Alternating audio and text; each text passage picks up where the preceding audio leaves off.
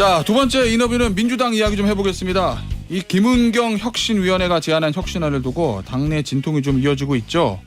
이 혁신안 추진보다는 개파 간의 찬반 입장이 좀 갈리고 있는데 오늘 민주당의 정책의총이 예정되어 있다고 합니다. 이 혁신안 수용될 수 있을지 더불어민주당 장경태 의원과 이야기 나눠보겠습니다. 안녕하세요. 네, 안녕하세요. 장경태입니다. 오늘 몇 시입니까 정책의총?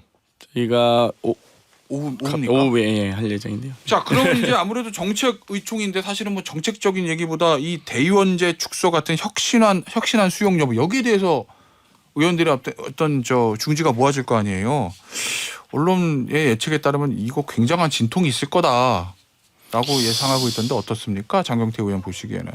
저는 기본적으로 대의원제 논쟁 자체가 좀 후진 논쟁이라고 생각하고 있습니다. 그러니까 예를 들면 국민의힘만 해도 국민 몇 % 반영할 건지 당원과 국민 비율 어떻게 할 건지 뭐 이런 논쟁을 하고 있는데 저희는 대의원과 당원을 어떻게 비율할 건지를 가지고 논쟁하는 거잖아요. 사실 민주당이 조금 더 복잡하긴 하죠. 국민의힘보다. 그러니까 예를 들면 정의당도 당원들이 선출하고요. 국민의힘도 당원 원래 국민과 당원이 함께 선출하는 구조에서 국민 비율을 0% 당원 100% 하면서 논쟁이 있었는데 저희는 국민들이 보실 때 대의원이 뭐지? 또 대의원과 당원의 비율을 왜 조정하지? 이걸 가지고 논쟁하고 있는 겁니다. 그러니까 지금 이제 많은 국민들께서 유기농 우유를 드시고 계신데 우유 분말 몇 % 첨가하냐 가지고 민주당이 논쟁하고 있는 걸로 보일까 봐 전 좀 우려가 있고요. 기본적으로는 뭐 당연히 평등선거, 보통선거의 원칙이 지켜지는 것이 옳겠죠. 다만 이제 이 적용하는 과정에서 뭐 저는 좀 속도를 조절할 수 있다고 봅니다만 그럼에도 불구하고 1인 1표의 원칙은 매우 확고한 원칙으로 이미 자리 잡은 거 아니냐. 그러니까 민주당만 지금 마치 대의원이냐 뭐 권리당원이냐 이 논쟁을 하는 것 자체가 마치 뭐 순혈주의 논쟁, 순도 논쟁 이런 느낌이기 때문에 기본적으로 전 차라리 국민들께 더 가까이 다가가기 위한 국민 참여 논쟁 혹은 평당원 참여 논쟁 이런 식으로 좀 논쟁이 좀 논의가 좀 이루어졌으면 좋겠지 막 대의원 몇 %인지 혹시 아세요? 모르시잖아요. 그러니까 이거를 하나하나 이 비율도 하나하나 말씀드리면 설명하는 데만 일단 10분 걸립니다. 이 앞서 우리 의원님 표현 중에 대의원제 논쟁이 조금 불필요하다. 좀 이런 취지의 후진 논쟁이라는 표현을 쓰셨는데 그 의미가 이거 대의원제 축소하거나 없애고 1인 1표 원칙에 따라서 당원한테 권리를 주는 게 맞지 너무나 당연한 건데 왜 지금 논쟁을 하냐 이 의미입니까? 아니면 국민들이 보시기엔 크게 관심이 없어 보이는데 왜 이걸 지금 들고 나왔지 이겁니까? 전자입니까? 둘 다 일부 있다고 보는데요. 그러니까 이 혁신위가 구성되면 당연히 또 외부에서 혁신위원들이 오시면 민주당을 딱 봤을 때 왜 대의원들이 이렇게 권한을 많이 행사하지? 라는 게 갸우뚱할 수밖에 없거든요. 그렇기 때문에 가장 먼저 항상 매번 혁신위에서 논쟁과 이 시정을 요구했던 것들이 이 대의원의 과다한 비율입니다. 그렇기 때문에 뭐 당연한 수순이었다. 뭐 갑툭튀가 아니다. 제가 그래서 최고위 모두 발언에서도 김은경 혁신안이 갑툭튀가 아니다. 이 대의원 논쟁은 매번 있었던 논쟁입니다. 그러면 기본적으로는 대의원제를 폐지하거나 축소하고 권리당원한테 권리를 줘서 쉽게 얘기하면 1인 1표 원칙을 지키는 게 맞다. 그러니까 원칙상 대의원제 폐지란 표현도 맞지 않는 표현이죠. 정당법상 대의원제를 유지하고 있는데 대의원과 권리당원 비율을 이렇게 복잡하게 전대 룰을 가지고 있는 것 자체가 민주당의 좀 후진적 체계다. 그러니까 지금 뭐 총재 시절도 아니고 지금 다 국민들이 다 참여하고 있는 정당 아니겠습니까? 그런데 지금 국민은 빼고 지금 당원과 대의원의 표 계산을 어떻게 할 거냐 가지고 논쟁하는 것 자체가 결국 지금 왜 해야 되느냐 가지고 시기적인 논쟁이 있을 수 있지만 어차피 해야 될 논쟁이었다. 그러니까 필요한 논쟁입니다. 이거. 그러니까 무슨 말씀이신지 알겠어요. 제가 이해는 됐어요. 왜 이제 그거를 축소하거나 없애야 되는지는 어떤 입장이신지 알겠는데 그러면 방금 전에 말씀하신 그 시기의 문제 있잖아요. 그게 왜 자꾸 이제 궁금해지냐면 예를 들면 혁신위가 사실은 출범한 이유가 민주당의 대의원제 문제가 있어서 혁신위가 출범한 건 아니고 뭐 소위 말하는 뭐 방탄정당이니 내로남불 정당이니 뭐 김남국 의원 코인 사태니 이런 문제들 때문에 뜬 거잖아요. 그렇죠. 그러니까 예를 들어서 민주당을 지지하다가 지금 좀 지지를 이탈하신 분들이 민주당을 바라봤을 때 대의원제 때문에 민주당을 지지를 안 하는 건 아니잖아요. 원래 그럼 그거를 생각하면은 왜 지금이냐? 더군다나 전당대회는 내년 여름인데. 왜냐하면 내년 총선 끝나고 전당대회 코앞으로 다가오면요. 이 후보군이 가시화되기 때문에 전대 룰 변경은 더 못합니다. 그러니까 유불리가 딱 명확하거든요. 그렇기 때문에 전대가 오래 남아 있을 동안 그러니까 후보군이 가셔되지 않았을 때 또 표 계산이 안 될 때 전대룰을 고쳐야지 당장 저희가 만약에 내일 모레 대선인데 혹은 내일 모레 총선인데 총선 룰 바꾸자고 하면 어느 당이 동의하겠습니까? 당장 코앞에 두고는 바꾸기 어려운 것이죠. 그렇기 때문에 미리 바꾸는 게 중요하다. 그렇기 때문에 저희도 대선 룰이든 총선 룰이든 1년 전에 해야 된다. 그럼 마찬가지로 총선 룰도 지금 1년 전 확정하고 했듯이 전대룰도 그러면 1년 전에 확정하는 게 바람직하지 않느냐 이런 논쟁이 있는 거고요. 의원님 이건 어때요? 사실은 국민의힘도 마찬가지고 민주당도 마찬가지지만 내년 총선을 앞두고 분열하면 지는 거잖아요. 그렇죠. 통합 역대 뭐 선거 결과가 말해주듯이.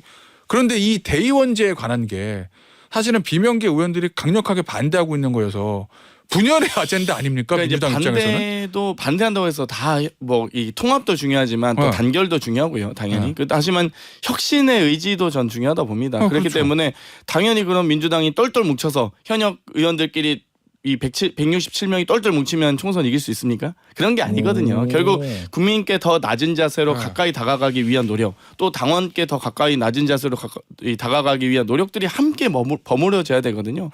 마찬가지로 제가 뭐 물론 혁신위가 뜰 때 대의원제만 논쟁이냐, 이게 지금 총선 승리를 위한 필승 전략이냐 했을 때 필승 전략은 아니겠죠. 하지만 저희가 감기 걸렸을 때 종합감기약 먹지 콧물 감기, 기침 감기 다 떨어먹진 않지 않습니까? 그러니까 마찬가지로 저는 종합적 대책 중에 하나다. 우리 당이 여러 가지 체질 개선을 해야 될 부분들이 있습니다.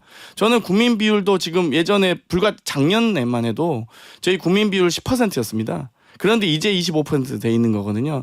이제 대의원과 권리당원이 90%를 차지하고 있던 포션에서 이제야 지금 이 일반 당원을 제외하고 75%까지 낮아진 상태입니다. 저는 국민 비율도 좀 더 높아졌으면 좋겠고 평당원의 비율도 더 높아졌으면 좋겠다. 이렇게 좀 말씀드리고 싶습니다. 이 부분은 어떠세요? 그러니까 비명계 의원들은 제가 인터뷰해보면 그런 취지의 얘기들을 좀 많이 하더라고요. 이게 권리당원의 비율을 의사를 반영하는 게 겉으로 봐서는 당의 주인은 당원 좋아 보이지만 안으로 들어가면 당이 강성 당원에게 휘둘릴 수가 있다. 그거는 이재명 대표의 체제만 공고화하게 되는 것이고 당심과 민심이 괴리되는 결과를 가져올 수도 있다. 이런 지적들을 하거든요. 그 지적에 대해서 어떻게 보십니까? 민주당 전체 당원이 강성 당원이라고 생각하시면 그 주장이 옳을 수 있으나 작년 전당대회에 저희가 44만 명의 당원이 참여하셨습니다. 120만 중에.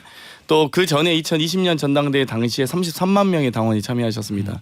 그 전 2018년 이 전대 과정에서는 25만 명이 참여하셨거든요. 계속 당원은 늘고 있고 참여 인원은 늘어가고 있습니다. 실제로 이 2018년 전당대회 당시에 71만 명, 2020년에 80만 명, 그리고 작년 2022년에 120만 명의 당원이 참여하고 있거든요. 그러니까 여러 가지 당원이 늘면서 결국 오히려 더 희석되고 있다라고 보시면 될 것 같고요. 그러면 전체 당원이 그러면 다 강성이냐라고 하면 그거에 대해서는 답변하지 못하실 거예요 아마. 그리고 뭐 모르겠습니다. 뭐 이 강성 뭐 집회를 했을 때 2만 명 이상 동원할 수 있는 정치인이 있을까요? 저는 없을 거라 봅니다. 자, 그런데 이게 혁신위에서 자 이거 우리 혁신하러 하겠습니다라고 해서 다 통과되는 건 아니잖아요. 결국 이게 당원 당규 개정사항일 건데. 그렇죠. 그러면 이제 오늘 의총에서도 의견을 모으고 지도부 통과해야 되고 뭐 당무위원회라든지 여러 가지 절차가 있지 않습니까? 어떻습니까? 최종적으로 이게 당원 당규 개정까지 가능할 거라고 보세요? 아니면은 이 비명계의 반대 목소리가 높아지면서 좌초될 거라고 보세요? 일부 비명계 의원들은 이거 끝까지 못 갈 거다라는 의견도 좀 있는 것 같던데요. 저는 뭐 반대에도 논리와 근거가 있는 또 합리적 반대가 있을 수 있다고 보고요. 또 그런 부분은 충분히 또 수용해서 여러 가지 대안들이 마련될 수 있다고 봅니다. 다만 이 단순히 이 여러 가지 유불리를 따져서 표 계산을 해서 반대하는 것들이라면 그런 것들은 지양해야겠죠. 그리고 저는 오히려 이런 이 대의원제 논쟁에 대해서 공개 토론도 가능하다고 봅니다. 이런 부분에 대해서는 뭐 많은 언론인들이 이렇게 좀 주목하고 계시듯이 이 논쟁 자체가 이 여러 가지 이 명분뿐만 아니라 앞으로 이 민주당이 나아가야 될 방향과 비전과도 함께 맞닿아 있는 부분이기 때문에 충분히 토론 가능하다. 열린 자세로 토론할 수 있다라고 봅니다. 알겠습니다. 이재명 대표 얘기 좀 해보죠. 지금 저 백현동 의혹으로 17일 검찰 출석을 앞두고 있는데 어제 오후인가요? 당원들에게 직접 서한을 보냈다고 하더라고요. 근데 서한의 내용을 보면 지금까지 그랬듯 검찰 소환에 당당히 맞서겠다. 일원 한 푼 사익을 취한 것이 없고 한 점 부끄러움도 없다. 그리고 이제 백형원 검찰이 가지고 있는 의혹에 대한 본인의 입장. 그런데 이제 이 입장들을 보면 이미 기존에 이재명 대표가 다 했던 이야기들이거든요. 새로운 내용은 없는데 이 시점에서 검찰 소환을 앞두고 당원들에게 서한을 보낸 것은 어떤 의미가 있다고 보세요? 자신감이 좀 많이 이제 생기신 것 같고요. 자신감. 검찰의 창을 뚫어낼 수 있다는 막을 수 있다는 자신감? 뭐 검찰이 지금까지 작년 뭐 추석 전부터 소환해서 예. 이미 뭐 이 빈수레가 요란하지 않았습니까? 예. 계속 소환만 하고 있지 뭐 이렇다 오히려 대장동 재판에서 여러 가지 유동규 씨가 뭐 돈을 줬다고 했는데 갑자기 이 판사께서 시연해라 했다가 다 비웃는다든지 예. 뭐 기억이 나진 않는다. 머리가 아프다면서 재판이 연기된다든지 여러 가지 지금 그런 사례들이 거의 이제 승소 가능성이 높아지고 있고 백현동도 제가 국토위 하는 과정에서도 여러 차례 봤습니다만 국토부가 실제 성남시로 공문을 3차례 제가 지금 딱 기억나는 것만 네. 3차례인데요. 3번이나 이 여러 가지 이 여러 혜택을 줘서 공공기관 지방 이전에 대한 도움을 달라라고 요청을 했었고 당시 대장동 3법을 포함해서 여러 가지 도시개발법이라든지 뭐 예를 들면 주택법이라든지 또 이 개발이 환수법이 통과되는 과정에서 여러 논쟁이 있었습니다. 이 택지개발촉진법에만 있었던 민간이익 환수에 대한 6% 상한이 있었는데 네. 다른 법에는 하나도 없었거든요. 오히려 분양가 상한제만 오히려 폐지하는 등의 네. 그런 이 정도의 이 법률이 있었기 때문에 법적 근거가 있었기 때문에 오히려 법적 근거 없이 만약 당시 성남시장이 초과이익을 환수했다. 그러면 제가 오히려 이게 더 직권남용으로 오히려 뭐 법률가시니까 더 잘 아시겠지만 법적 근거 없이 권한을 행사하셨던 문제일 텐데 법적 근거가 없기 때문에 권한 행사할 근거가 없었던 것이죠. 자 일단 뭐 이재명 대표와 민주당의 입장은 무죄다라는 거잖아요. 한마디로 말하면. 근데 재판에 자신 있다. 예, 자신 있다. 근데 이제 어찌 됐건 간에 뭐 백현동 있고 뭐 대북송금 있고 해서 검찰 입장에서 만약에 정말 9월에 영장을 치면 뭐 서초동의 관측 그런 관측들이 있던데 민주당 입장에서는 이게 이재명 대표 개인의 문제가 아니라 당까지 위험해질 수 있으니까 대응을 해야 될 거 아닙니까? 그럼 이번에 이제 오늘 의총하고 아마 8월 말에 의원 워크숍이 있다고 하던데 예. 검찰이 영장을 쳤을 때 그때 민주당은 어떻게 대응해야 되냐, 이재명 대표는 어떻게 대응해야 되냐 이 부분에 대한 어떤 고려들이 있을까요? 정치적 고려들. 예를 들면 뭐 영장 실시 심사를 그냥 가야 되냐? 아니면 체포동의안을 올려서 이거를 뭐 당론으로 가결시켜야 되냐 부결시켜야 되냐 이런 어떤 정치적인 셈법들. 일단 검찰이 이미 수사 결과 답정 기소를 확정하고 저는 수사하고 있기 때문에 답정 기소거든요. 그러니까 어차피 하실 거 영장 치실 거 저는 비회기 중에 이 법원에서 영장 실시 심사를 받으셨으면 좋겠습니다. 굳이 이거를 이 회기 중에 기다렸다가 마치 국회가 열리면 마치 기다렸다는 듯이 영장을 해서 체포동의안 이 유무를 국회에서 물을 게 아니라 저희가 지금 회기를 단축하기 위해서 노력하고 있거든요. 8월 지금 회기도 확정되지 않았던 게 저희는 회기를 일주일이라도 짧게 하자. 그리고 검찰이 충분히 영장을 칠 수 있는 오히려 검찰의 영장 청구를 보호하기 위한 노력을 하고 있습니다. 어쨌든 비회기 중에 가서 영장 실시 심사 받아서 정면 승부하자는 말씀이시군요. 그렇죠. 이 알겠습니다. 검찰도 이 비회기 중에 꼭 쳐주시길 부탁드리겠습니다. 자 어제 윤석열 대통령의 광복절 경축사 이거 어떻게 들으셨나요?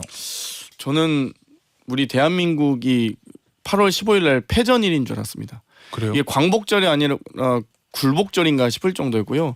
기시다 총리는 공무를 야스쿠니 신사에 혼납하고 있고 이 자민당 뭐 하기우라 회장을 비롯한 70여 명의 자민당 의원이 이 야스쿠니 신사를 참배하고 있는데 우리만 일본에 대한 여러 가지 역사 의식이라든지 여러 뭐 문제가 많지 않습니까? 독도 영유권 문제부터 해서 군함도에 대한 이런 여러 가지 이 세계문화유산 등재 등에 대한 문제들 여러 문제들인데 그런 문제 하나도 말씀도 안 하시고 뭐 한일 간의 협력이 중요하다. 그러시던지 아니면 또 뭐 말도 어렵습니다. 그 공산주의 맹종 추종 세력 전 지금 80년대도 아니고 공산주의 맹종 추종 세력이 지금 민주주의 활동가, 인권 활동가, 뭐 진보주의 활동가로 활동하고 있다. 저는 이 정도 인식을 가지신 줄 몰랐는데 거의 이 뭐 굴복절 경축산가도 문제였지만 이 현실 인식 자체가 너무 극우 유튜버만 보시는 게 아닌가라는 생각이 들었습니다. 자 일본에 대한 얘기 말고 이제 공산 전체주의 세력, 반국가 세력 이 언급에 대해서 김성태 전 의원이 제가 질문했더니 역대 보수 대통령들도 말하고 싶었던 건데 직접적으로 말하지 않았을 뿐이다. 그걸 윤석열 대통령이 직접적으로 표현한 거다 이렇게 얘기하거든요. 그건 어떻게 보십니까? 저는 최소한 김영삼 대통령께서는 그런 얘기를 안 하셨을 것 같긴 한데요. 그래요? 이 정도 현실 인식을 가지실지 몰랐는데 그래서 좀 통쾌했던 게 이종찬 광복회장님께서 예. 정부는 없어도 나란히 있었다. 우리 이제 좀 끝난 역사 논쟁 아닙니까? 이제 뭐 대한민국 헌법 전문에 1919년에 임시정부의 법통을 잇는다고 했는데 알겠습니다. 지금 이 독립운동이 건국운동이라고 한다면 그러면 이 논쟁을 다시 해야 되는 건가요? 이거 참 안타깝습니다. 이 역사 인식에. 알겠습니다. 수준이. 네. 저 오늘 인터뷰는요 여기서 마무리해야 될 것 같습니다. 지금까지 더불어민주당 장경태 의원이었습니다. 감사합니다. 감사합니다.